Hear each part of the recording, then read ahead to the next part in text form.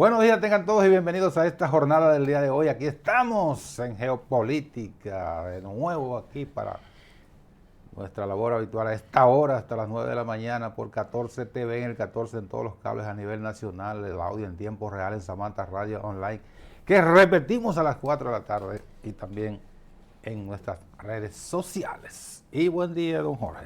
En esta repetición de Geopolítica, estamos aquí tratando de compartir con ustedes, amigos televidentes y oyentes, donde quiera que se encuentren, nuestros saludos afectuosos que le llegue para que podamos compartir los espacios de lo que es la noticia, los acontecimientos, con los comentarios siempre picantes de Geopolítica. Asina Edri en el Cibao.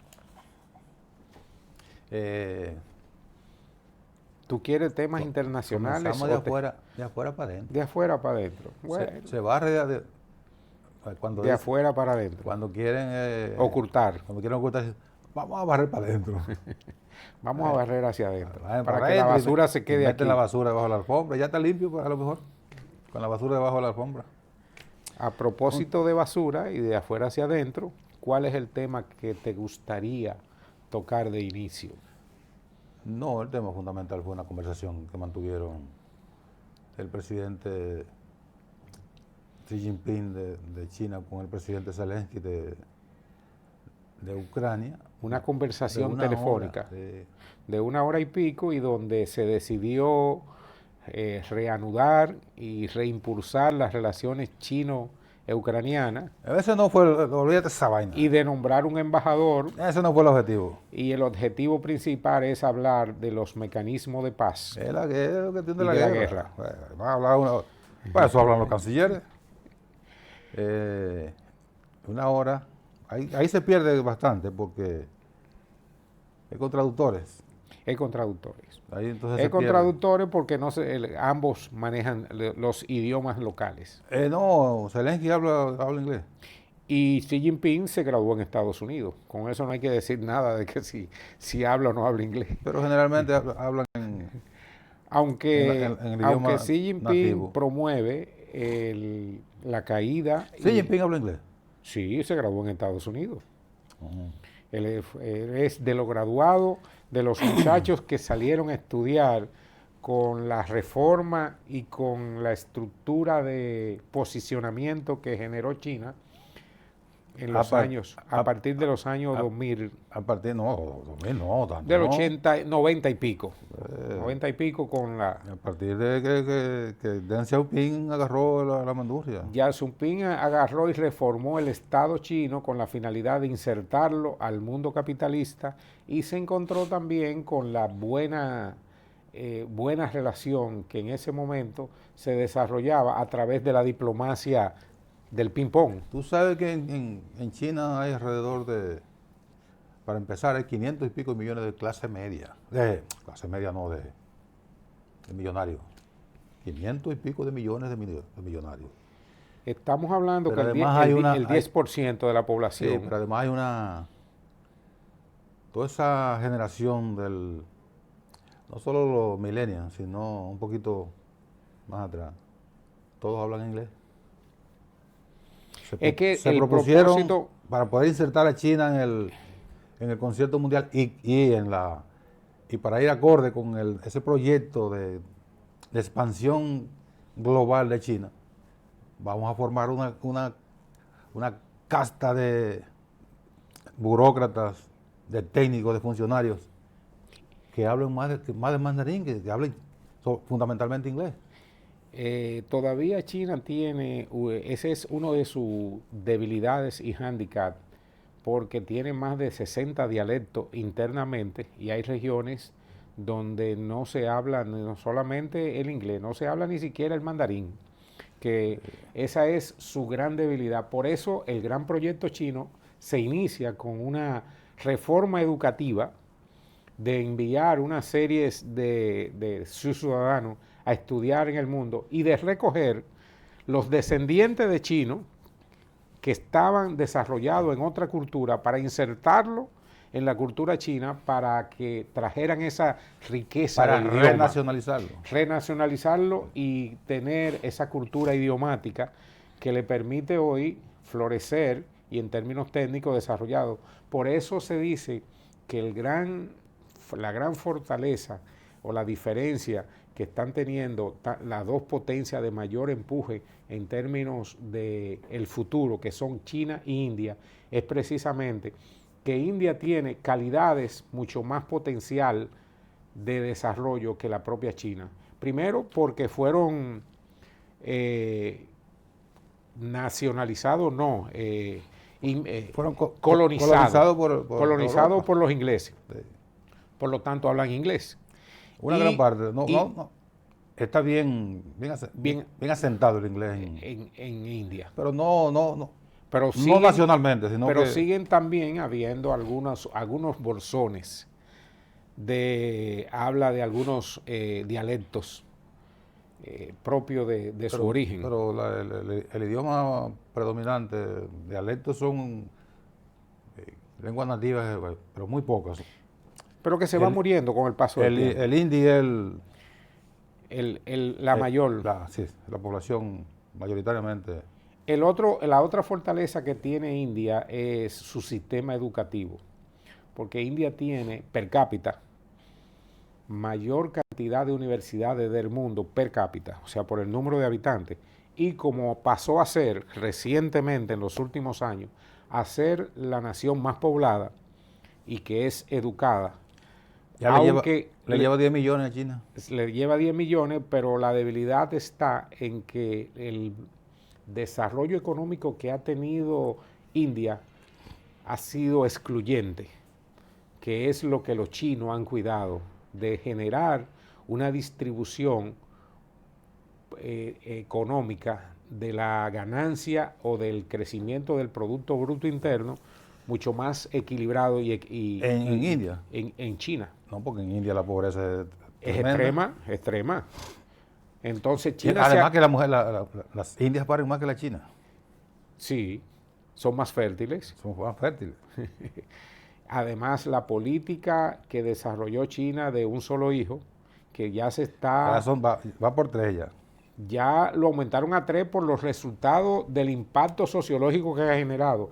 Primero, a esa generación se le llama la generación de los emperadores, porque todos esos muchachos primero digregaron el concepto familiar. No tienen hermano, por lo tanto sus hijos no van a tener tío.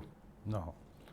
Y así se va generando una digregación que ellos han tratado ahora de corregir al aumentar las posibilidades de Estado de que la familia pueda tener 3 hijos. Que es una opción que tiene la familia, no es que una fábrica, vamos a 3 por... Es una opción. Antes no tenía la opción porque había un asunto, una política de Estado, una política pública que decía que una pareja no podía tener más de un hijo. Y eso justamente tratando de contener el crecimiento de la población. El crecimiento demográfico. Pero de repente comenzó a envejecerle la población. Ahora le están envejeciendo la población, necesitan una población vigorosa, joven, nueva, que pueda seguir con el desarrollo y con la formación que tienen en términos técnicos y educativos para, como mano de obra y como mano intelectual del desarrollo, con el 5G que como es... Como mano de obra y como cerebro intelectual. Y como cerebro intelectual. Entonces tienen esa gran debilidad y por eso aumentaron.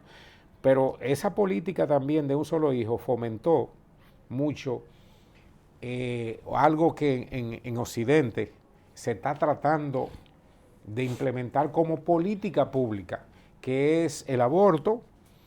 En China se producían una cantidad de abortos grandísimos porque las familias que querían tener un hijo, que nada más podían tener uno, de un determinado sexo, cuando determinaban que no era el sexo que ellos querían, abortaban. Porque si solamente le permitían uno, entonces lo escogían ellos el sexo que querían, si lo querían varón o si la querían hembra.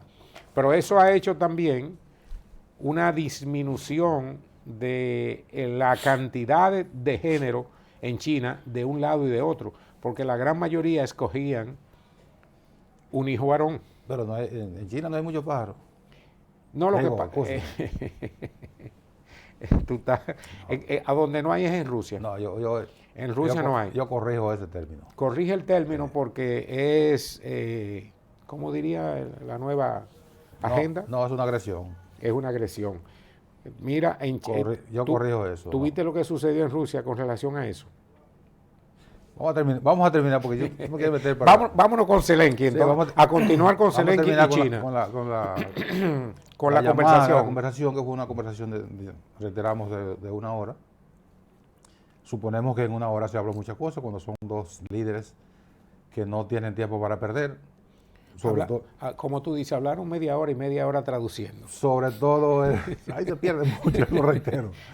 Sobre todo Zelensky no tiene mucho tiempo para perder porque tiene el fuego cruzado. El fuego de espalda, o sea que no tiene tiempo y de seguro que ahí se trató de cómo viabilizar la propuesta china de conseguir un acuerdo entre Rusia y Ucrania, que de seguro, si se abordó eso, el presidente Xi Jinping le habrá dicho, mire, presidente, esto de la única manera que se consigue es cediendo de parte y parte. Y a lo mejor Zelensky le dijo, no, es que nosotros fuimos agredidos y necesitamos que nos devuelvan los territorios. Y el presidente Xi Jinping a lo mejor le puso algún ejemplo de China, de la antigüedad, que fue masacrada por el Gran Khan, Genghis Khan, o que los japoneses le quitaron muchísimas, recientemente en el siglo XX le quitaron, la ocuparon durante la Segunda Guerra Mundial. Y los franceses. Todo el mundo le ha quitado a China. A China le quitó, y sobre todo el mundo le quitó a China su avance y su desarrollo tecnológico del siglo XIV. Dicen los chinos en la Organización Mundial del Comercio que para ellos a veces es un poco complicado tener que pagar royalty o licencia de inversión. Por eso ellos lo tiraron eso por carajo y comenzaron a replicar todo. A replicar todo lo que se le antojaba y lo que necesitaban. Porque en el siglo XIV, ellos decían, el mundo desarrollado de hoy, esos países vinieron todo a China y se llevaron la tinta, se llevaron la pólvora, se llevaron las maquinarias y los desarrollos, la imprenta. La imprenta. Lo que hizo Gutenberg fue mejorar la imprenta china. La imprenta, se llevaron el papel, porque el inventor del papel son los chinos. Los chinos. Entonces, se llevaron de aquí todo eso sin pagar ningún royalty ni pedirle permiso a nadie en el siglo XIV. La escritura sobre madera se llama xilografía. Esa era era la forma de impresión y los chinos lograron revolucionar eso hace ¿cuánto? 800 años o un poquito más. Más por el siglo XIV. Si estamos hablando de que ellos se lo llevaron en el siglo XIV, desde el siglo XII ya ellos tenían el desarrollo tecnológico. Fue antes del siglo XII. Y la pólvora fue antes de eso todavía. Y la pólvora permitió al mundo occidental desarrollar y conquistar todo el esquema del que disfrutamos de este lado. ¿Cuál fue el punto de partida para la invención de la dinamita? ¿La pólvora? Sin pólvora no hay dinamita. Sin pólvora no hay dinamita. La TNT. Sin seno no hay paraíso. Entonces, la Fundación Nobel, Alfred Nobel, que tiene el nombre por Alfredo Nobel, que creó la dinamita. Pero ¿cómo tú vas a explotar la dinamita si no tiene pólvora? Y que de manera concesionaria al mundo después les regaló los premios con la finalidad de que se reconozca el desarrollo y el avance tecnológico en áreas que tengan impacto en la humanidad. La construcción, por ejemplo.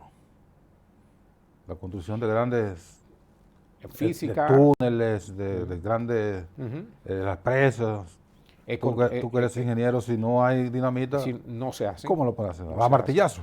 La explosión se genera a partir pero esa es controlada, solo que el hombre descubrió que esa destrucción que lograba para hacer esquema de construcción de las montañas, de las áreas difíciles. Después la llevaron al terrorismo. Entonces la llevaron al terrorismo, a eliminación humana. Sí.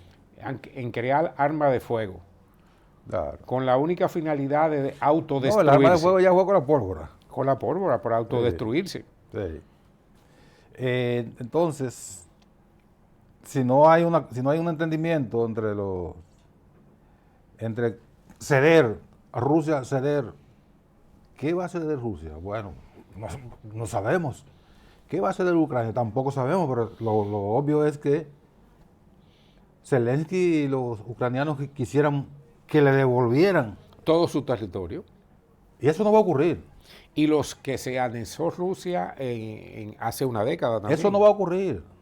La península de Crimea. Eso no va a ocurrir, olvídate. Entonces, si lanzan una llamada operación especial, que no es otra cosa que una invasión, pues, lo otro es un eufemismo. Que dentro del esquema también hay un reforzamiento, porque ya Ucrania habilitó y recibió todo el armamento que se le había prometido. Eso no va para ninguna parte. Eso es la más grande ayuda y colaboración no va para estado ninguna de parte. guerra Eso está en un punto que ha muerto. hecho el mundo occidental. Eso está en un punto muerto. Eso no va para ninguna parte. Ahí los demás, mandaron que sé cuántos tanques abran. Bueno, pero Rusia tiene unos tanques que parecen este edificio. Les revientan a los abran. Y los abran también les revientan a los tanques. Eso no va para ninguna parte. Eso está en un punto muerto. Si no hay una negociación, esa guerra se va a prolongar como la guerra de Afganistán. Exactamente. Que nunca ha tenido final. 17 años, primero 10 años con los rusos, los soviéticos. Ocupando 17 con los Estados Unidos. Y 17 con los Estados Unidos. Y ambos tuvieron que salir con la sábana por un canto, como dicen en el campo. Huyendo despavoridos, dejando todo en el camino. Y porque llega un momento en que la guerra no se mueve. Se pone en un punto muerto que no se mueve.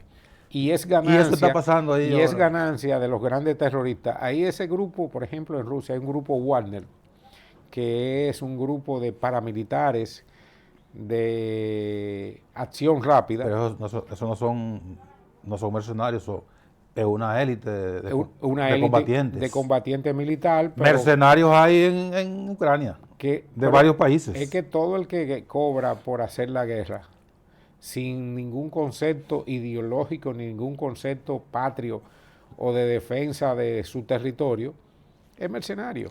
Claro. El grupo Wagner, a final de cuentas, son mercenarios también. Pero son rusos.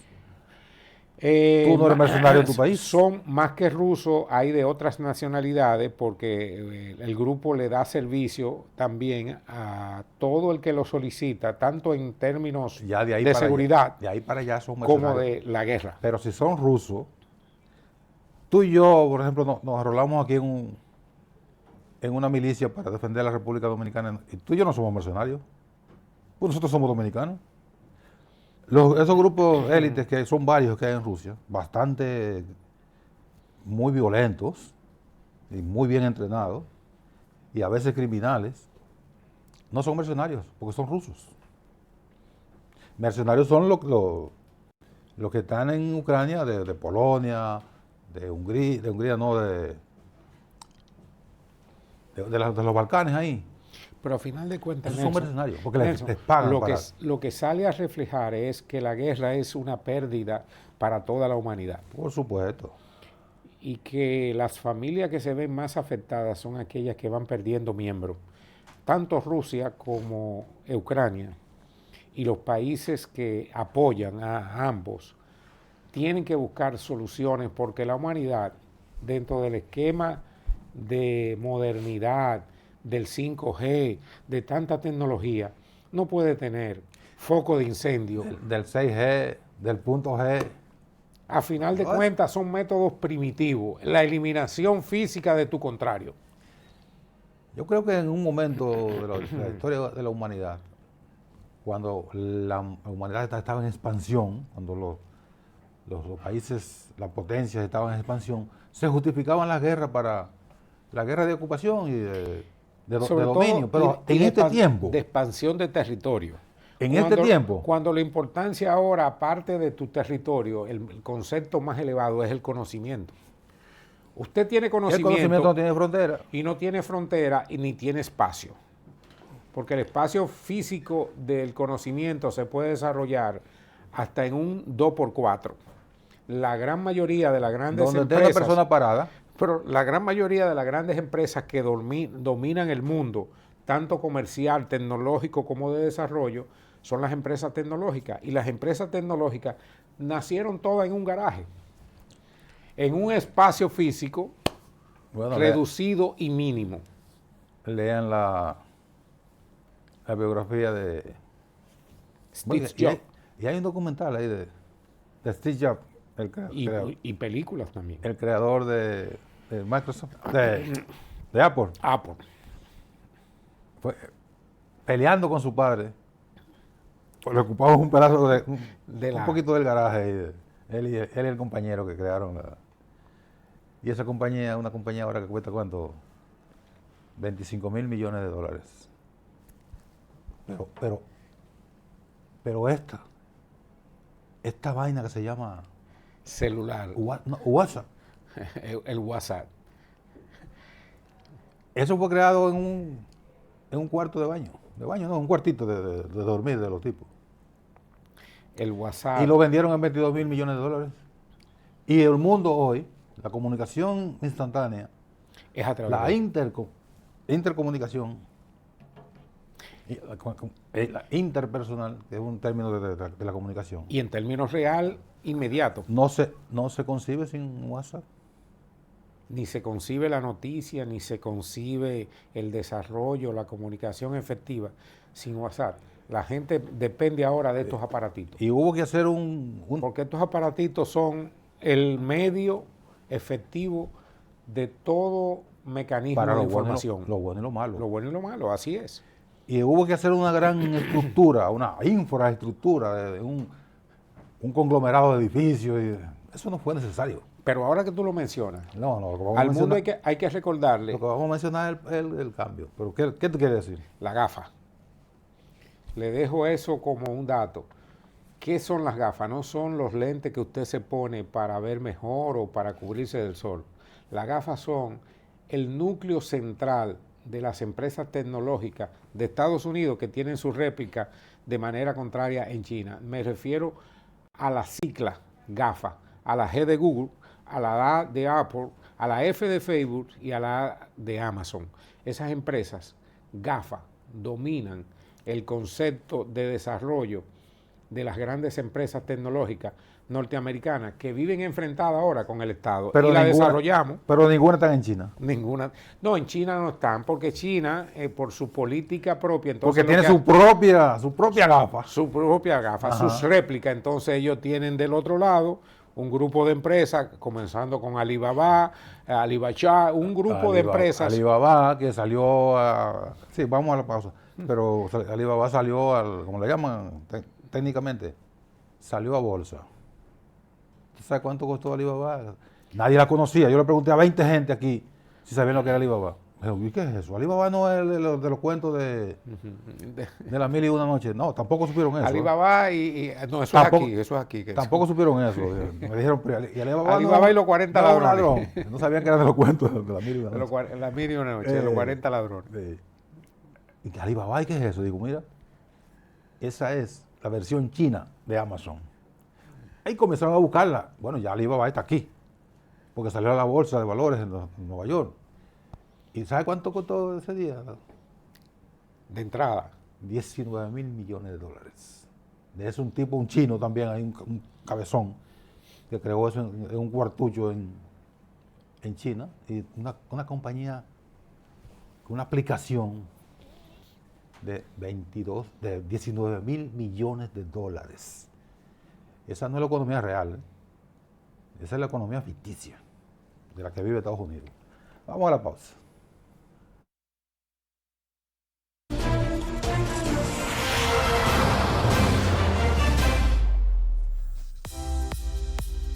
...14 TV...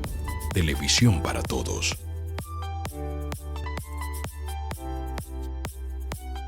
Para cortar el plátano, gire el plátano 45 grados. Con precaución, haga una incisión en la cara de... No. La verdad que a la gente le gusta complicarse. Lo mismo pasa con el banco. Mira, tú tienes 8,000 cajeros, canales para ti 24/7, subagentes, hasta en el colmado de enfrente. Colmado, Una app que ni siquiera el internet te consume. Y aún así, hay gente que se da el viaje para el banco. Oye, no hay que complicarse, que los canales Banreservas están ahí para ti, cuando quieras. No te compliques y utiliza los canales Banreservas, tu banco fuera del banco. Banreservas, el banco de todos los dominicanos. Nosotros somos el gobierno del cambio para seguir cambiando el país que somos. Construir más obras con menos recursos. Esto es cambio. Desarrollar las zonas olvidadas del país como Pedernales y Manzanillo. Esto es cambio. Extender nuestra universidad pública y duplicar nuestras escuelas técnicas. Eso es cambio. Los acueductos que construimos y las cañadas que saneamos. Esto es cambio. Más empleos en zonas francas y en turismo. Esto es cambio. Entregar más vivienda, más títulos de propiedad y más ayudas sociales. Esto es cambio. La verja fronteriza que levantamos para proteger la República Dominicana. Esto es cambio. Cambiar el despilfarro por eficiencia. Cambiar la opacidad por transparencia y honestidad. Cambiar la impunidad por un régimen de consecuencia. Eso también es cambio. En la Dirección General de Jubilaciones y Pensiones trabajamos con transparencia y sentido social. Contamos con establecimientos de atención para nuestros usuarios y además, durante esta gestión hemos otorgado 46,000 pensiones.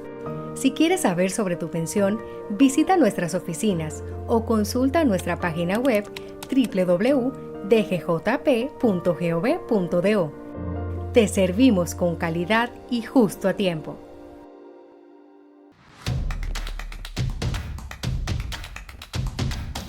Envía tus denuncias por WhatsApp 809-815-1992.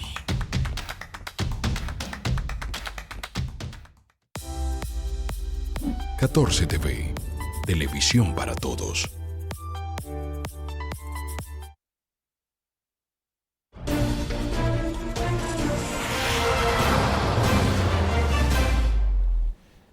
Pues venimos aquí al patio, ¿verdad? Dedicarle un poquito de tiempo al patio, a los temas nacionales. Aunque yo digo como la guerra, que llega a un punto muerto. Aquí los temas son estáticos. Y tú no tienes que estar permanentemente dando vueltas al molino y haciendo un giro de 360 grados, o sea, caer al mismo punto de partida. Porque no hay mucha movilidad en los temas. Bueno, la mayor movilidad. Sin embargo, se mueve. Se mueve. Y Pussy Movie, respuesta que hizo Galileo a la hora de su juicio final a la salida de cuando fue condenado por la iglesia, excomulgado por... No lo comulgaron. Le pusieron una simple pena de mantenerse callado. Lo iban a excomulgar. Al salir del juicio, sobre todo porque él mantenía el concepto de que la Tierra era redonda. Y la iglesia... Y que no era verdad que la Tierra era el centro del universo. Y la iglesia que mantenía esa teoría lo llevó a una inquisición. Esa teoría dogmática sin ninguna evidencia científica, sino porque, pues, espérate, Dios hizo esto de tal manera. Y nosotros somos el centro. Y él al salir de juicio dice, y es cierto que usted admitió que la Tierra no se mueve. Y dice, Pussy Movie. Y sin embargo se mueve. Él bajó la cabeza, el Pussy Movie. Y sin embargo se mueve. Relato histórico, oye, tú en la historia contemporánea, antigua, como que manejamos los temas de manera y no aterrizamos en el tema local que tú tenías lo que pasa es que previsto. Lo que pasa es que yo meto un incidental y tú lo agarras por ahí y tratas de convertir ese incidental en un tema. Ok, muchas gracias. Pero tú sabes por qué. ¿Por qué? A que no adivinas por qué es eso. No sé por qué. El conocimiento. Ya lo dijiste. El conocimiento de los hechos y hay que te lleva a disgregar y hay que que parece que divagando, pero no. No. Si tú tienes conocimiento, llega un momento que te va aflorando. Ajá. En función de lo que el otro va hablando. Efectivamente, hay que decir e invitar a nuestros a nuestros niños y a nuestros A estudiantes. nuestros niños, niñas y adolescentes. Como a se que dice lean, ahora. a que lean. Leer es lo único que te puede liberar del yugo de la miseria. Leer, aprender y estudiar. Hay gente que dice que no, eso no es necesario. Porque tú te metes a reggaetonero, comienzas a cantar disparate, que no tiene ni siquiera que saber ni leer ni escribir. Entonces te hace millonario, la gente puede decir, pero ¿y para qué yo me voy a pasar 4 años haciendo un grado Lo que pasa y 2 años más haciendo Lo un que pasa posgrado? es que aquí hay unas ligazones económicas. El bajo mundo y el mundo de... El bajo mundo y el mundo de abajo. Y el mundo de abajo, que maneja muchos recursos que no pueden justificar, logran impulsar expresiones de esa naturaleza con la única finalidad de hacer y generar distorsiones sociales. Pero eso no es aquí, eso es en todo el mundo. Ya eso es la nueva realidad. Y decíamos entonces que los temas, ayer se produjo el desenlace final en el juicio en primera instancia del asesino de Orlando Jorge. Lo condenaron a 30 años, ¿verdad? Lo condenaron a 30 años de prisión. Trató de enlodar la memoria de Orlando después de haberlo matado físicamente. Y es muy lamentable que no más fueran 30 años, pero aquí no hay más de 30 años. Aquí debemos caminar. Al cúmulo de pena. Eso está en el código que no acaba de salir. Si es que una sociedad salvaje. Si existiese el cúmulo de pena, este individuo lo hubieran condenado a 60 años de prisión. 30 por el homicidio. Por acechanza, por la planificación. Todos los agravantes, ¿verdad? La planificación. Todos los agravantes. La interrupción a un área. La irrupción a un área de cosas. Homicidio. Con todos los agravantes. Premeditación, porte de arma ilegal. Soborno, chantaje. Le hubiera metido 60 años, pero aquí no hay 30 años, solo hay 30 años. Y este individuo, que estoy seguro, seguro no, es muy probable que los hijos de Orlando, la esposa de Orlando, los familiares. La hermana de Orlando, los familiares de Orlando, la sociedad estará vigente para dentro de 15 años. Y eso es ahorita, ¿eh? No digo, no, 15 años, tú estás loco. Cuando a este individuo le corresponda una revisión de pena. Una revisión que pueda presentar la solicitud de una... Por buen comportamiento. Sí, se puede meter evangélico, nadie le va a creer. Nadie le va a creer que se va a meter... Se puede meter evangélico y a pastor y a todas las cosas, pero esa sería una simulación para dentro de un tiempo presentar una solicitud. Bueno, estamos hablando cuando ya tenga la sentencia definitiva de la Corte de Apelación, Suprema Corte de Justicia, etc. Presenta una solicitud de... Revisión de... Libertad o libertad condicional bajo palabra, como bajo fianza, dicen, libertad bajo fianza. Que le corresponde la mitad de la pena. Como dicen en Estados Unidos, los paroles. Ahí estarán los familiares, los amigos, las personas que amaban a Orlando Jorge Mera para impedirlo, porque no es automático. No es automático. Es una solicitud y un conocimiento. Para que el juez determine si el tipo está en capacidad de reinsertarse a la sociedad. Y este tipo no está en capacidad, ni ahora, ni dentro de 20 años, ni dentro de 30, pero en 30 hay que liberarlo. Pues ya nomás son 30. No está en capacidad de ser un ente social, un individuo que pueda interactuar con los demás de la sociedad. Porque el que hace ese tipo de cosas y después se inventa toda la mentira que se ha inventado, en Estados Unidos sería en cadena perpetua. En Texas. No, eliminación, muerte química. En Texas lo hubieran condenado a muerte. Y eso naturalmente, eso se va y se alarga muchísimo, hasta 20 años se pasan en el corredor de la muerte. Pero en otros estados, en la mayoría de los estados, cadena perpetua sin posibilidad de libertad condicional bajo fianza. Lo dice el juez. cadena perpetua sin posibilidad, porque a veces dicen entre 20 años y cadena perpetua. A los 20 años el juez puede determinar si se puede reinsertar. Pero cuando la sentencia dice sin posibilidad de libertad condicional, bajo fianza, es que nunca más va a caminar en la calle. Entonces un tipo como este debería estar en Texas, para comenzar, pero no estamos en Texas. Pero aquí debería haber la cadena perpetua para tipos así como ese, que será todo el tiempo un peligro para la sociedad. Porque ese tipo tuvo toda una elaboración previa para matar a Orlando Jorge Mera. Y ahora sale con todos los disparates que nadie le creyó, obviamente. Y los periódicos, los medios de comunicación, por haciendo uso de la información periodística, a veces inentendible, y está hablando un periodista, le damos cobertura a ese tipo de ese desgraciado.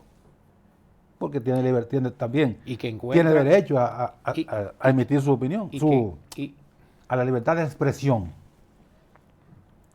Pero los medios de comunicación deberían ponerse todos a una y no publicar ese tipo de cosas. Porque todos estamos conscientes de que esta es una mentira, una manipulación para tratar de confundir a los jueces. Naturalmente no logró confundir a los jueces. Porque el tema fue tan grave que fueron 13 tiros en un despacho como es de tamaño. 13 tiros, una lluvia de balas sobre una persona que había sido amiga de él durante toda la vida. Tú sabes que ellos fueron amigos desde niño. Desde niño, porque cuando el padre cuando su padre fue jefe de la Fuerza Aérea, con el gobierno presidente Salvador Jorge del Blanco, padre del... eran niños. El padre de los le hizo un decreto nombrando al padre del matador. Era un general piloto de la Fuerza Aérea, un general de carrera, un militar de carrera. No tiene nada que ver con la travesura y la mala conducta de su hijo después.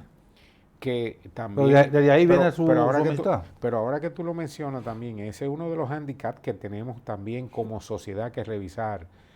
Los hijos de militares no pueden ser o replicar una crianza de un cuartel, porque el manejo y la estructura y la inserción social de esos muchachos tiene que estar acorde con el medio en que se desenvuelven. Pero tú sabes que los militares, por formación en toda parte del mundo, tienen una... ¿Cómo se llama? Son muy rígidos en la crianza de los hijos. En la crianza de sus hijos, efectivamente. Pero ¿tú crees que el general Fausto Miguel Cruz Ramírez, que es como se llama el general del papá de este,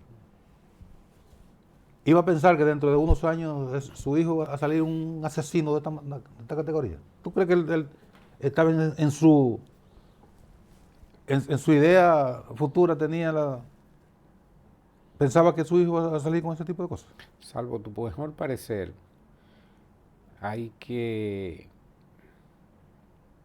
compadecer a las familias que están involucradas en el caso, a todas, incluyendo a la del propio matador, claro, porque son las debilidades que se van generando y lo que se siembra es odio y rencor por todos lados. Son los daños colaterales. Entonces este país necesita un periodo de sanación, de entendimiento, de buscar solución, porque tenemos demasiado tema negativo. ¿Y cuánto tiempo tenemos buscando ese periodo de sanación?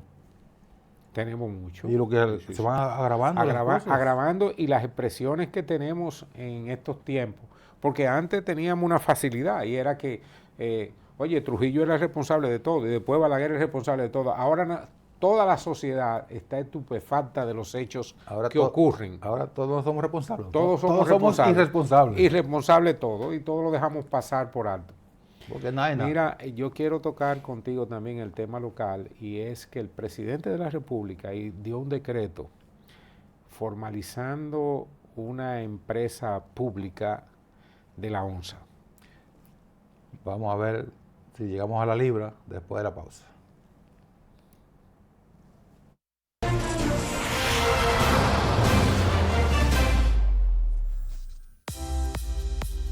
...14 TV...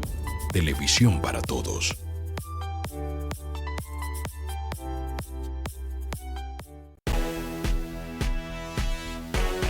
Ponle tú también pilas nuevas a tu negocio con Expo Fomenta Pymes Banreservas. Aprovecha tasas desde 12.95%, ofertas en comercios aliados, charlas, talleres de educación financiera, premios y mucho más. Expo Fomenta Pymes Banreservas. Hasta el 15 de mayo. Cupo limitado. Más información en banreservas.com.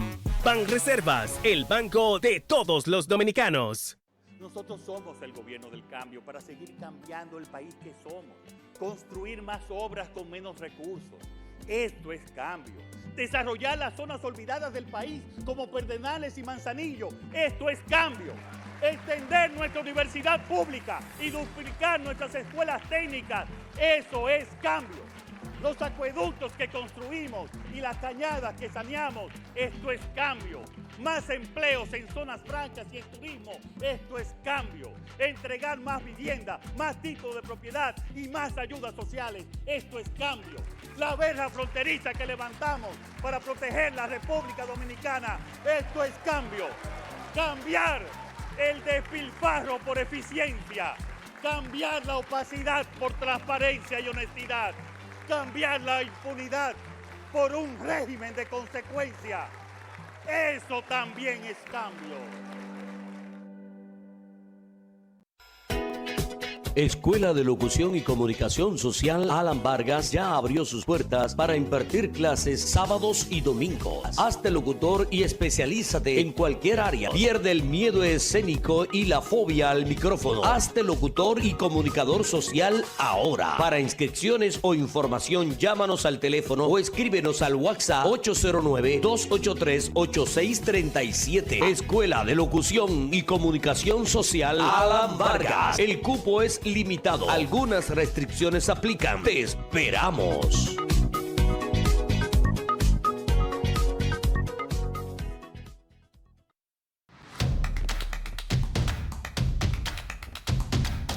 Envía tus denuncias por WhatsApp 809-815-1992.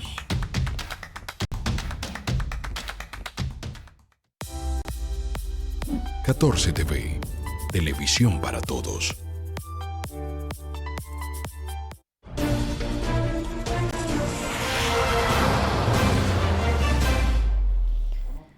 Bien, seguimos aquí en Geopolítica, ya en la recta final de esta entrega del día de hoy. Tú sabes que yo decía que la recta final de aquí es como la recta de Asua, que es bien larga. Aparte de ser larga, son un concepto isleño, porque la recta de Asua lo que tiene es unos cuantos kilométricos. Sí. Usted agarra una del desierto de Sonora en Estados Unidos y usted recorre 20 kilómetros en recta y 30 kilómetros en recta, porque en términos de diseño de carretera, el producir curva genera una forma de mantener activo a los conductores para que no se duerman. Sí, porque cuando tú estás una recta muy larga, la gente tiende a generar sueño por la continuidad. Tú sabes que en esas, previendo eso, en esas grandes carreteras de Estados Unidos, que tienen rectas inmensas, hay un carril que no está permitido circular un vehículo con un solo, nada más con el conductor. Y en las ciudades, ese carril, para el tránsito. Si un policía lo ve, que tú vas solo en ese carril, te pone una sirena detrás y te saca del carril. En las ciudades de Estados Unidos, en la hora pico, como una manera de agenciar el flujo permanente y medidas restrictivas, se prohíbe en ejemplo como nosotros en la Kennedy y en la 27 podría ser, se agencia la restricción de que en el carril de la izquierda prohibir la circulación de vehículos con una sola persona. Sería una de las medidas que podría agilizar mucho el tránsito en las horas pico. Entonces tú ibas a decir que... Estábamos hablando de la 11. De la 11, a propósito de transporte y tránsito. De que el presidente... ¿Qué pasó con la ONSA? Bueno, la ONSA siempre ha estado arrastrando en los últimos años una serie de problemas. Arrastrando guaguas. Y arrastrando guaguas y arrastrando procesos judiciales y implicaciones que han llevado también a crímenes horrendos, de situaciones, el abogado que estuvo mezclado con todas estas situaciones, que murió, el profesor de la UAS, Junior Ramírez, estuvo en las denuncias de lo que sucedía internamente, y ese proceso que fue liberado el director de la ONSA recientemente, hace como un año, 3 años antes de... Bueno, el caso es el proceso pasó el otro día. Que la ONSA es una empresa, y hay que decir que es lo que es la ONSA, la Oficina Metropolitana de Transporte, de servicio de transporte de autobuses. De servicio de autobuses. De autobuses, ONSA, que debería ser el organismo que dé servicio de alimentación a las líneas del metro para poder eficientizar el sistema de transporte público de manera que para un solo ticket interconectar tanto la ONSA, el metro, como los teleféricos que se han construido. Eso está en el proyecto. El proyecto es ese. Sí, pero es un proyecto nada más. Pero son proyectos. No ha pasado el proyecto. Efectivamente. La población espera que con corto tiempo y espacio eso se genere para lograr una eficientización. Y la ONSA, el presidente, parece que adelantando ese proceso, lo ha tipificado en su decreto como una empresa pública con la finalidad, no se sabe si... una empresa pública desde su nacimiento, pero ¿dónde está lo nuevo ahí? Parece que se le está dando una connotación para lograr una alianza pública-privada de la participación del sector de inversionistas que puedan ir en rescate de uno en la ONSA. Uno de los problemas más serios. ¿Tú invertirías en la ONSA? Lo que se puede invertir es en la estructura de las rutas que maneja la ONSA. Y eso es prácticamente lo que podría ser atractivo para el sector privado, la participación de inversión en uno de los problemas más graves que tiene la República Dominicana, especialmente en las grandes ciudades, que es el tránsito y su organización, donde no se ha dado pie con bola, porque hay que decir, y volvemos a los puntos de mirar el pasado, óyeme, la capital y Santiago en República Dominicana tienen un grado de concentración de vehículos, especialmente en las horas pico. Nos referimos de 7 de la mañana a 9 de la mañana y en la tarde de 4 de la tarde hasta las 7 de la noche, que es una cosa que está consumiendo el tiempo, el espacio, el dinero, el combustible y que requiere de una planificación. Y la salud de la gente. Y la salud de la gente. Pero mira, el tema de la ONSA, no he visto el decreto, pero si la idea es eso de que el sector privado participe en la operación de la ONSA, eso está condenado al fracaso. No solo aquí, en toda parte del mundo el transporte urbano es responsabilidad de los gobiernos, ya sean locales, estatales o nacionales, o municipales. Locales, los municipales, estatales o nacionales, en el caso de Estados Unidos, que tiene esos 3 niveles de gobierno. Y aquí también lo hay, pero los gobernadores aquí son nombrados por decreto, eso no. ¿Por qué ocurre eso? Porque el transporte público es un negocio deficitario de origen.